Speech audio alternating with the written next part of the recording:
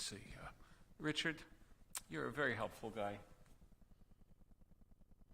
Perhaps you'll be able to find some wine for Kiddush before we need it. Oh, we have it right there? Oh, we'll make it downstairs, no problem. Page 13. 13. Here's a song which scans both in English and in Hebrew by Chaim Nachman Bialik. And this is the right time of year for it because the sun is sinking beneath the treetops in the west. Hachamamei rosh ha'ilanot nistalka Bohu v'netze likrat Shabbat hamalka Hinei hi yoredet hakedosha haberucha Ve'imah malachim tzva shalom u'menucha Boi, boi Hamalka, boi, boi, hakala. Shalom aleichem malachei ha-shalom. The sun on the treetops no longer is seen. Come, let us welcome Shabbat, the true queen. Behold her descending, the holy, the blessed, and with her God's angels of peace and of rest. Come now, dear queen, with us abide. Come now, Shabbat our bride. Shalom Aleichem, angels of peace. Again, Shabbat Shalom to all. I'm very happy you could join us. I hope that the 7 o'clock hour is working well for you. It might have been a little bit of a rush to get here. On the other hand, it'll be more relaxed on the socializing part of it. So, hope you enjoy that. Page 15. Lechu neranena, lechu neranena, lechu neranena l'Adonai. Lechu neranena, lechu neranena, lechu neranena l'Adonai. Naria, naria, letzur yishenu, nekadma fanav b'Torah.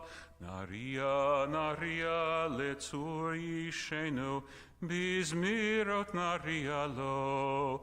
Lechu neranena, lechu neranena, lechu neranena l'Adonai.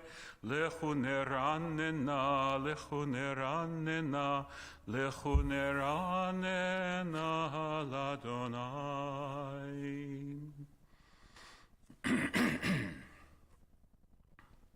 Arba'im shana kut bidor, va'omar amto elevavhem, vehem lo yadu dirachai, asher nishbati viapi, im yevohun el menuchati. Would someone like to lead a prayer in English? Someone like to come up?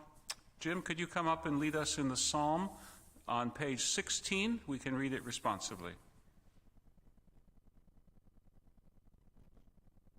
And just to give you a moment to get ready, the next English after this will be the prayer Light and Darkness on page 28. Although we have a ways to go between here and there. You can use the large print. I know it helps me. Sing a new song to Adonai. Acclaim Adonai, all the people on earth. Sing Adonai. Proclaim each day God's awesome might. Announce to the world God's glory and wonders. For Adonai is great, deserving of praise. Adonai alone is to be revered as God. All the gods of the nations are nothingness, but Adonai created them. Majesty and might accompany God. Splendor and strength adorn God's sanctuary. All families of nations.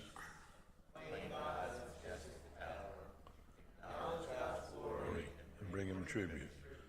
Worship Adonai in resplendent reverence. Let the earth tremble in God's presence. God has steadied the world which stands firm.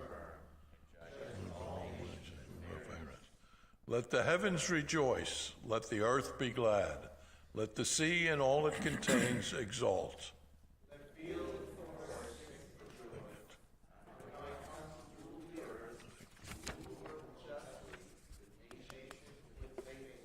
Thank you, Jim. You're welcome.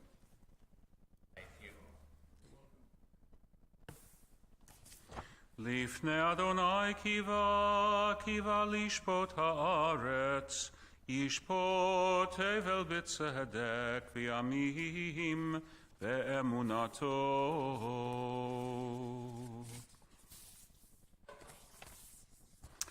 Richard Yanku, my friend, I'd like you to select 3 numbers between 1 and 9. Just tell us.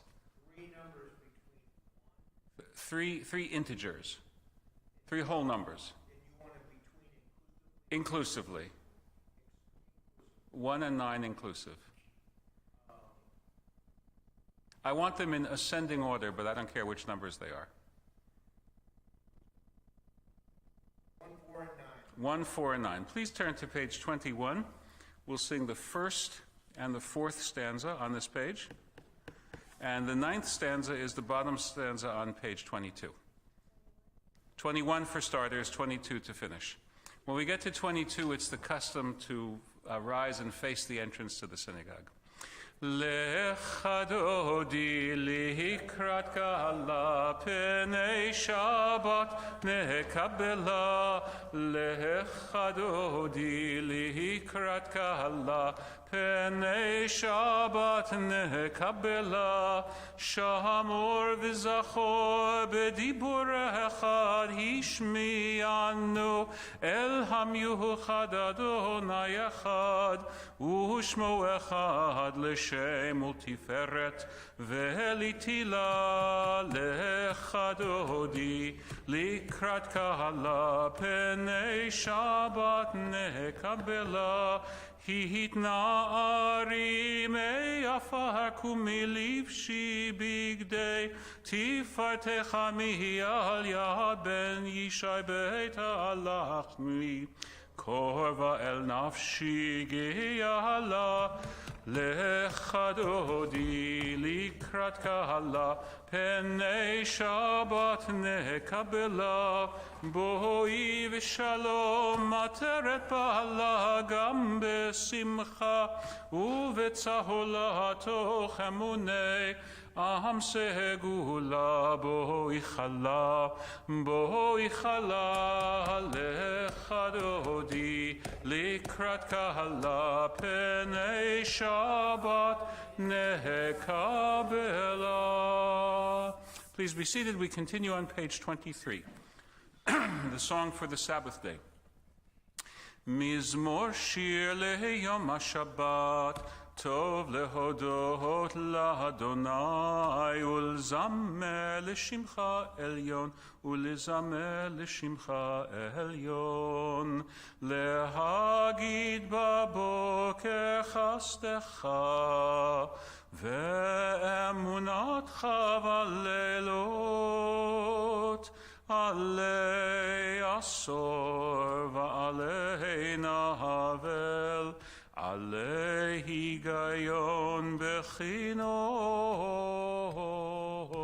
Mizmor shir leyom HaShabbat Tov lehodot la'Adonai Ulzamer l'shimcha elyon Ulzamer l'shimcha elyon. Sometimes it surprises people to know that synagogue composers continue to craft new melodies for the words that we're so used to. So when we don't know those melodies, they seem a little bit odd.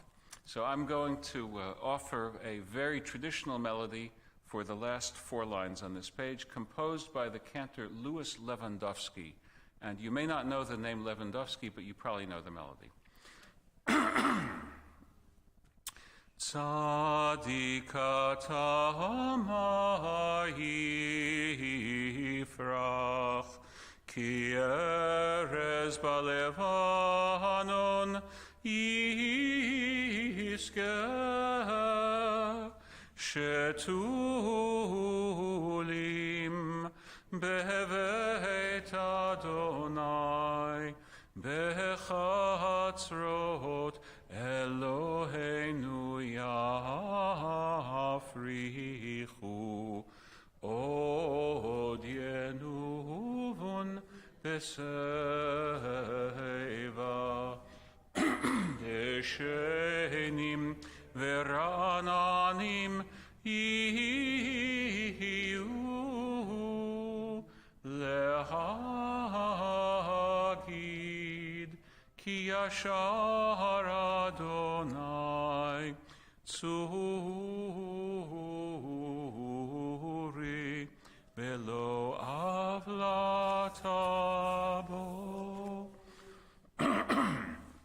Now we turn to the mourner's recitation of the Kaddish, page 24. And this concludes the first part of the worship, the Kabbalat Shabbat. Yitgadal v'yitkadash shemei rabbah. V'alma divirach hirutei v'yamlich malchutei v'chayechon v'yomechon u'v'chaye dechol beit Yisrael ba'agala u'vizman kariv v'imru. Amen. Yehei shemei rabbah mevarach le'alam u'le'almei almaya. Yitbarach v'yishtabach v'yitpa'ar v'yitramam v'yitnaseh. V'yithadar v'yitale v'yitalal shemei dekudsha berichu. Le'ela min kol birchata v'shirata, tushbechata v'nechemata, da'amiran bi'alma v'imru. Amen. Yehei shalama rabba min shemaya v'chayim, aleinu v'al kol Yisrael v'imru. Amen.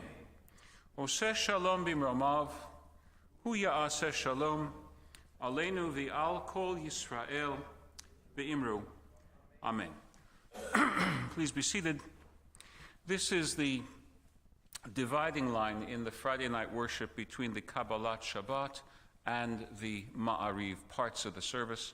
So this is a good time for me to share my Torah message with you. Friends, you may know that I have the happy task of teaching the Introduction to World Religions class at Virginia Wesleyan University, and that I've done so most of the years from 1999 until the present. So I've thought a lot about world religions. I dare say I've thought more about Buddhism or Hinduism or Confucianism than most of my rabbinical seminary classmates. Although one of my rabbinical seminary classmates became a kind of a Jew-boo, and he wrote a book called The Sound of One God Clapping, which I think is a very funny title for a Jewish Buddhist book. I approach the different religions of humankind from a slightly different perspective than most of the folks I see at religion academic conferences, because by training I'm a historian. So I always think about intellectual products, cultural products, as still being rooted in a particular historical situation. For example, the great Chinese thinker who could have been Jewish if only he'd lived in the right place at the right time, right? Master Kong, Confucius, whom the Jesuits called Confucius. Yeah. Confucius lived in an era where no international order was respected.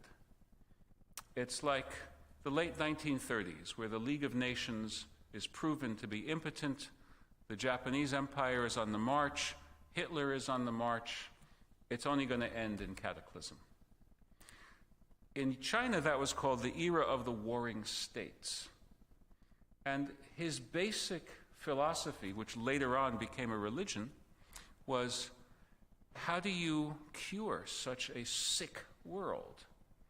And his answer was, you create the superior individual. I don't mean superior in any racist sense. I mean it in the sense of the self-controlled, the better self-controlled individual, the person of superior virtue. You start with the individual and you work your way out to the society. That's the essence of that religion, and it makes sense when you understand the world it came from. What world does Judaism come from? What's the basic problem that we want to solve? Well, to answer that question, we need to look at the basic story that we tell, right? Unlike Buddhism, unlike Christianity, our story is not the story of our founder that is repeated every single week in every house of worship.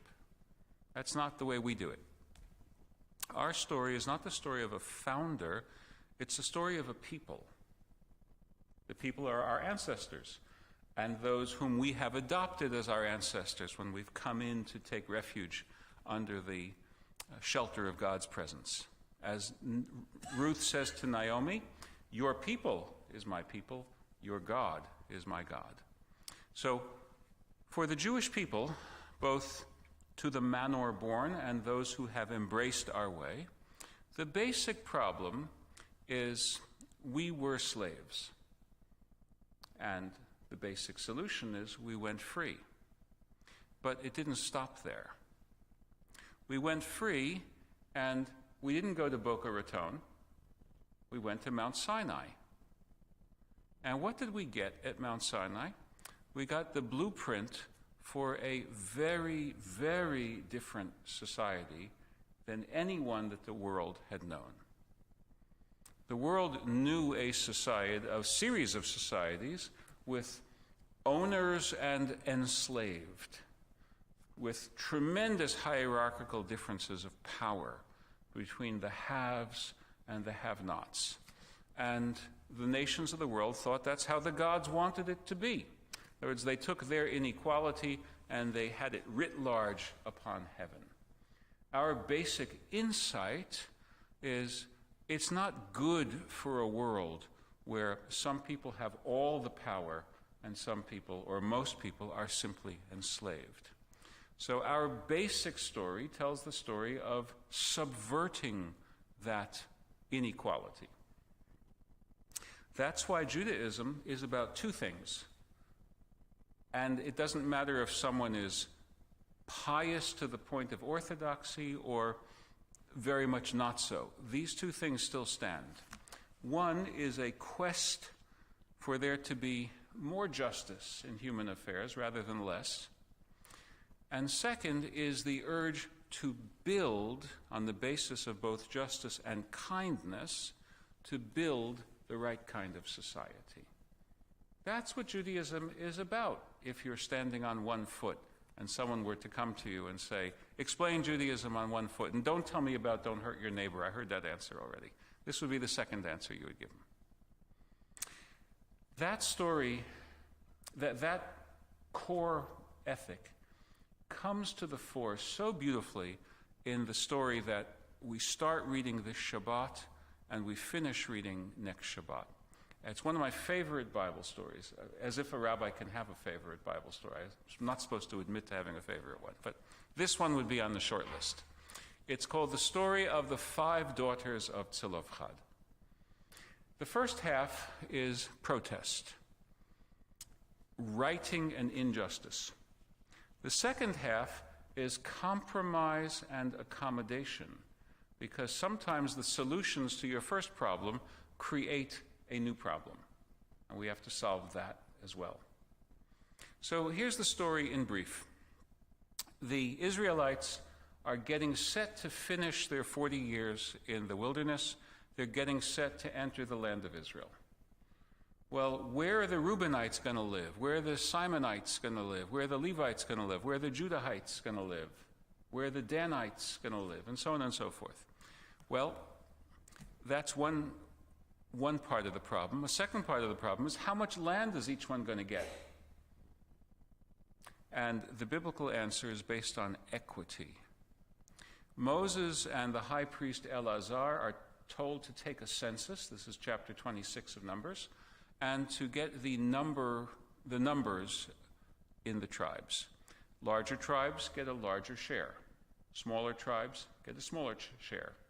So if every farmer, as we were talking about, Ben, gets 40 acres and a mule, every single farmer gets 40 acres and a mule, and there are more people in Judah than in Shimon, then the tribal allotment of Yehudah should be a larger allotment than the tribe of Shimon. Doesn't that make sense? The idea that everyone should have the same, I'm going to come back to that. Now, this was a patriarchal world back then. The census was the census of adult males ready to bear arms. So I blush and I'm sorry to admit that in that chapter, the women and the children didn't count. And the inheritance, it was thought, would go from the father to the sons. And the sons would inherit the land. They'd also inherit all sorts of responsibilities. They'd have to take care of their widowed mother. They'd have to take care of their unmarried sisters until they were married. That was a patriarchal society. The 5 daughters of Zelophehad, we don't know if they're the first in history to have this situation. It seems not likely, but they were the first to speak up in protest. They went to Moses, they said, "Our father died, leaving no sons. There's only the 5 of us. Why should his name be lost? His name will be lost if we don't inherit, which means his allotment will go to his brothers, and the Zelophehad family farm won't exist. So his name will be lost." They said to Moses, "That's not just. That's not," they didn't use the word because it hadn't been invented yet, but "that's not Jewish," is really what they're trying to say to him. Moses has an answer that none of us can really give, but it's great. It's great to be Moses. He says, "Let me ask God." So, actually, I know a lot of people who say, "Let me ask God." What's really amazing is that God does answer. And God says, Kain dovrot benot Zelophehad. The daughters of Zelophehad are speaking justly. Change the customary law. Let them inherit. And what's more, don't treat it as a one-off. Anytime there's a man who doesn't have sons to inherit him when he dies, his daughters should inherit. Now, is this full equality? No. What about the daughters when there are sons? So it's a first step. But what I want you to notice is the way that the daughters put the argument. They did not say, "We demand our rights." They did say, "It's not just for our father's name to be erased." Now, to understand that, we have to know that Judaism today has beliefs that don't show up in the Bible. And among those beliefs is the belief in Olam Haba, the world to come, where your soul resides. That is a very beautiful part of Judaism, but in terms of its pedigree, it starts in the Hellenistic era. It doesn't start as old as the Bible. So what lives on when someone dies? Their name lives on. That's the biblical answer. And their name was connected to the 3 R's: relatives, real estate, and rituals. if there aren't relatives and there isn't a family farm for them to do their rituals of remembering, the name will be lost. And they say that shouldn't happen. And God agreed. Okay, so that's the first half of the story. That's the part of the story that most everybody tells. Most everyone doesn't, however, tell the second half of the story, which is 9 chapters later. It turns out that in this particular affirmative action, there was a loser. The loser was the tribe of Menashe, because the land apportionment was still basically patriarchal, with the one exception that the daughters could inherit. And so the idea that a woman marries a husband and becomes part of his family and part of his tribe, that was still there. So if the woman had no land in her name and she joined the husband, her tribe didn't lose any of that land. But if the woman did have some tribal land from Menashe or any other tribe and married a husband from some other tribe, that tribal land would be alienated from her tribe to his tribe. So the tribal elders of Menashe say, this isn't fair to us. This isn't just. Or, as they couldn't say yet, because the word hadn't been invented, this isn't Jewish. So Moses says to them what he says to the daughters. Let me take it up with God. And God says the same exact word, Cain. Cain Dovrim B'nai Yosef. The elders of the children of Joseph, meaning the tribe of Menashe, are speaking justly.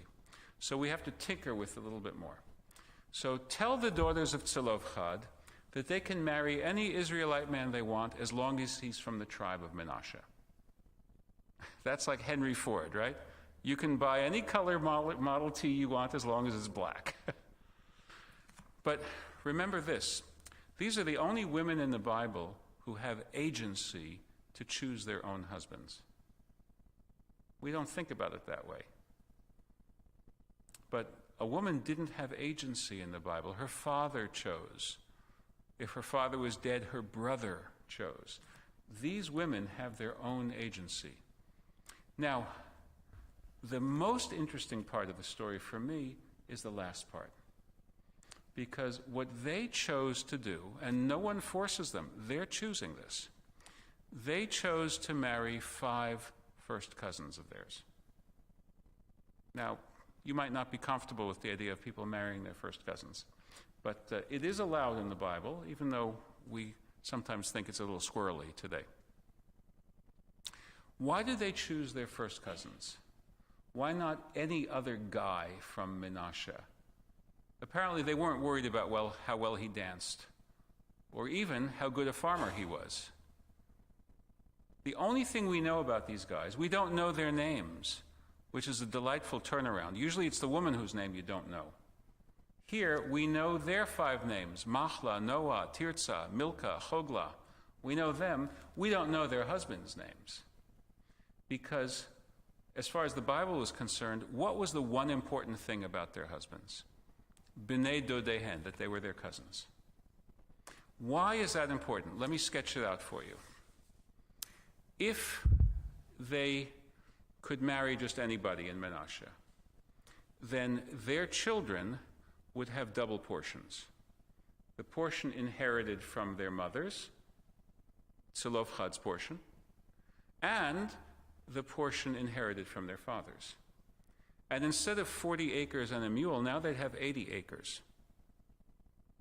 The Bible doesn't want that. The Bible doesn't want a Jewish people divided into rich and poor. In fact, there's a whole chapter in Leviticus where the Bible tries to right that balance and take people who are looking down the awful prospect of perpetual poverty, and it wants to lift them up. And it does so by saying, your land comes back to your family at the Jubilee, at the 50-year mark. In other words, you can't sell your land. Just as In colonial Virginia, you could sell your liberty and become an indentured servant, but not anymore. So in Leviticus 25, you can't sell your land. You're not allowed to. It doesn't belong to you to sell. It belongs to your family. Because God gave it to your family. God didn't give it to you. God gave it to your family. And you can't mess that up. You can lease the land, 49-year lease. And the Bible makes it clear. What you're doing is you're leasing X number of crops, X number of harvests. But at the Jubilee, it goes back to your family. We won't have anyone who is mired in intergenerational poverty.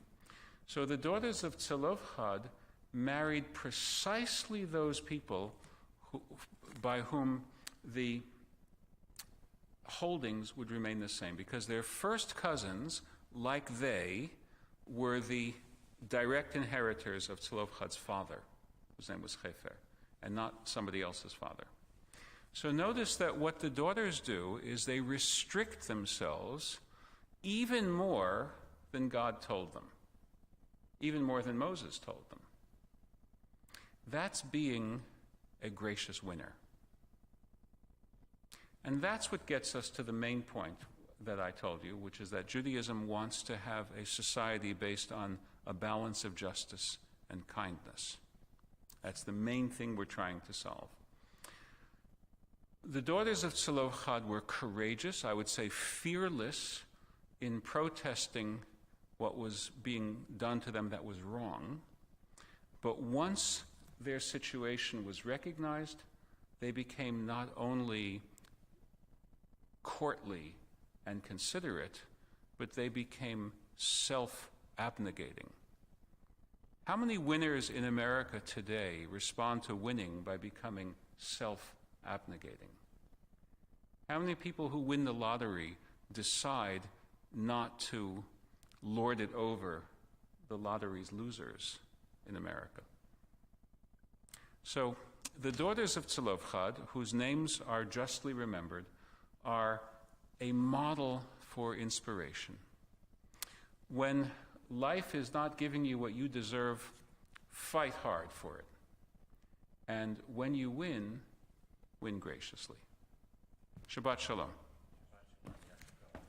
Okay, let's turn now to the second half of our worship, the Ma'ariv, beginning with the call to worship on page 28. Who's going to lead us in the English prayer on this page? Remember, we said that this is an option for English. Any takers? Any English? Yes, Ben, come forward, please. And the call to worship on top of the page. Baruch et Adonai HaMevorach.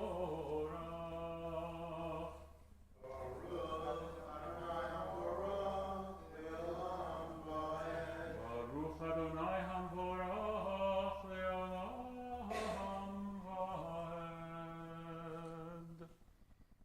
Ben, you may be seated. We continue on the bottom of the page on the left side, light and darkness. Light and darkness, night and day, we marvel at the mystery of stars.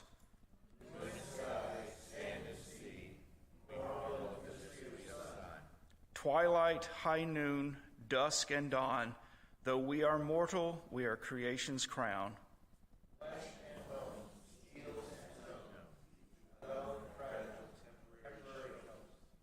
Grant steadfast love, compassion, grace. Sustain us, O God, our origin is dust.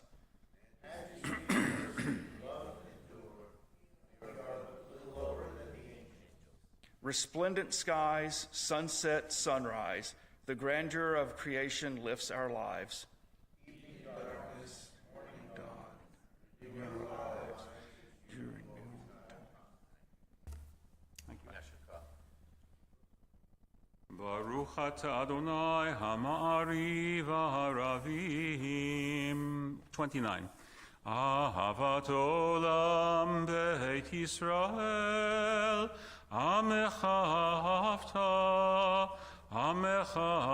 hafta, Torah u'mitzvot, chukim u'mishpatim, otanu limadeta, Al ken Adonai Eloheinu b'shochveinu uvkumeinu nasiach bechukecha v'nismach b'divrei Toratecha u'b'mitzvotecha le'olam va'ed ki hem chayenu v'yorech yameinu uvahem nege yomam v'layla ki hem chayenu v'yorech yameinu uvahem nege yomam v'layla v'avad chalta semimenu leolamim baruch atah Adonai ohev amo Yisrael. Page 30. Shema Yisrael Adonai Eloheinu, Adonai Echad. V'ahavta et Adonai Elohecha, v'chol levavcha u'v'chol nafshecha u'v'chol meodecha, v'hayu hadivarim ha'ele, asher anochi metzavecha, hayom alevavecha, Veshinantam levanecha v'dibarta bam v'shiftecha b'veitecha uvlechtecha baderech uvshochbecha uvkumecha ukshartam leot al yadecha v'hayu letotafot beinenecha uchtavtam amzuzot beitecha uvishiarecha v'hayim shamoat ishmeu.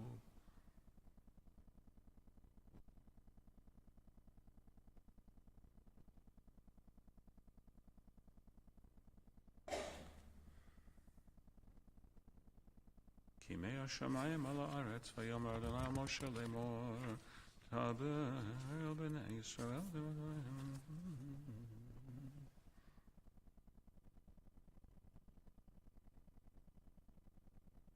Adonai Elohechem emet.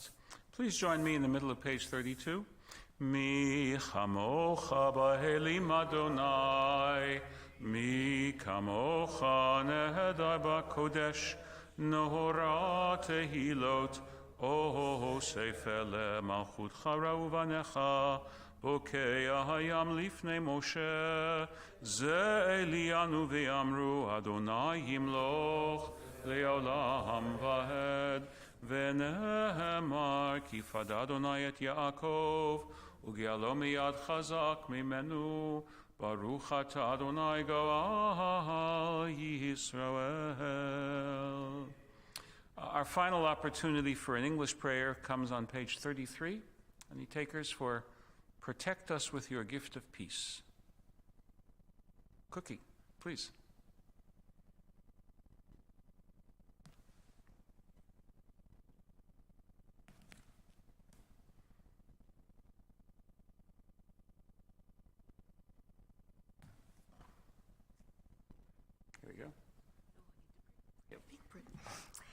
Protect us with your gift of peace by helping us to overcome temptation. When we are weak, sustain us. When we despair, open our hearts to joy. Shelter us in your embrace of peace when we are caught by conflict or desire. When we are torn, heal us. When we are tormented, tranquility. Cherish our fragmented lives. Make our lives whole again through integrity. When we deceive, turn this up to you. When we are corrupt, capture our hearts in you. Protect us from ourselves. When we falter, help us to conquer the enemy within. When we blunder, restore us. With compassion, teach us that peace is based on your truth. Baruch atah Adonai, haporei sukat shalom aleinu v'al kol amo Yisrael v'al Yerushalayim. Page 34.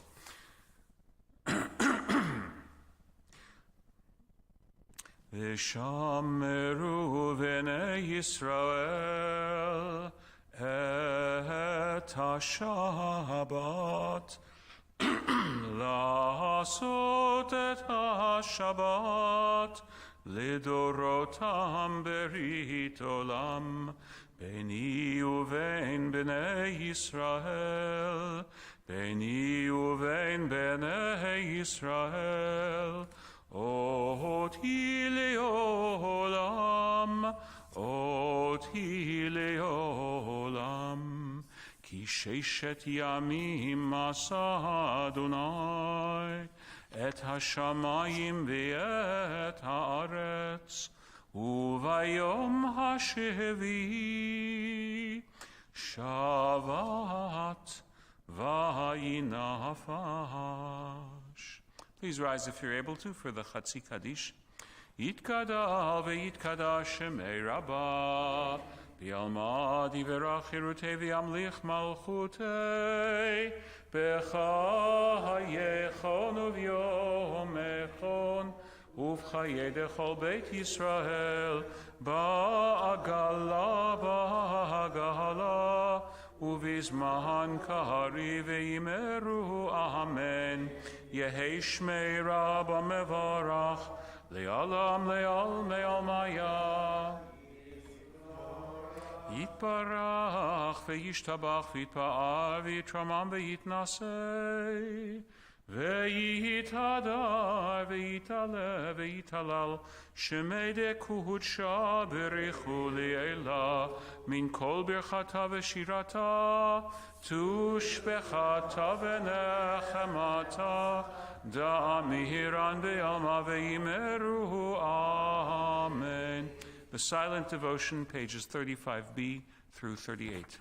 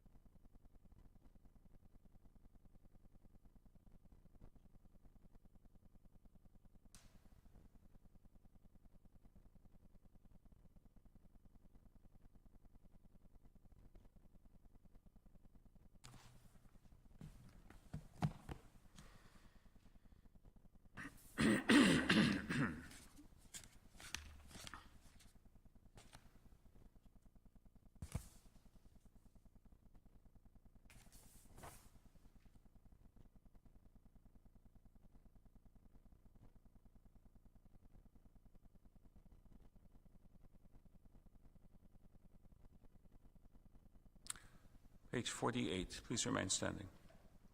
יתגדל ויתקדש שמי רבה, ויעמד דברה חירותי וימליך מלכותי, בחייכון וביומכון ובחיי לכל בית ישראל, בעגלה בזמן קריב ויאמרו אמן. יהי שמי רבה מברך, לעולם לעלמי עלמיה. יתברך וישתבח ויתפאר ויתרומם ויתנשא, ויתהדר ויתעלה ויתהלל, שמי דקודשה בריחו לעילה, מן כל ברכתה ושירתה, ושבחתה ונחמתה, דמירן בעלמא ויאמרו אמן. תתקבל צלות הון ובאות הון לכל ישראל, קודם ובהון דבשמיא, ויאמרו אמן. יהי שלום רבה מן שמיא וחיים עלינו ועל כל ישראל, ויאמרו אמן. עושה שלום במרומיו הוא יעשה שלום עלינו ועל כל ישראל, ויאמרו amen. Again, we'll be making the Kiddush down below as soon as we finish our worship, so please turn straight to the Aleinu on page 51. Aleinu l'shabeach l'adon ha'kol, l'atei kedula liyotzei reshit, shelo asanu kivoyei ha'aratzot, v'lo asanu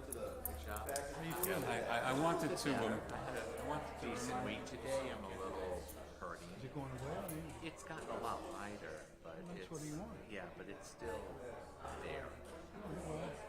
And I have your New Year's cards, and one is I'm going to write these for you all since the one is sick. I told her I'll take care of it. Thank you. Sure. How's she doing? She's doing better.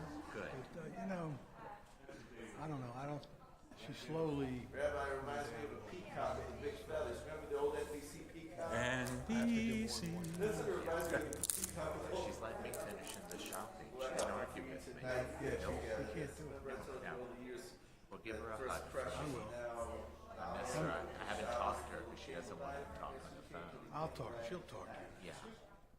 She's getting better. When did the kids leave? They're leaving Monday. Monday. I think Ben's leaving tomorrow. Okay. That's what she told me. I don't know. Nobody tells me. Well, I'm give her serious. If my. I ask a question, Yeah. Well, I've just been texting her all week. I'll tell her she needs to talk to you. Yeah. You're always there for her. Yeah. But you feeling better?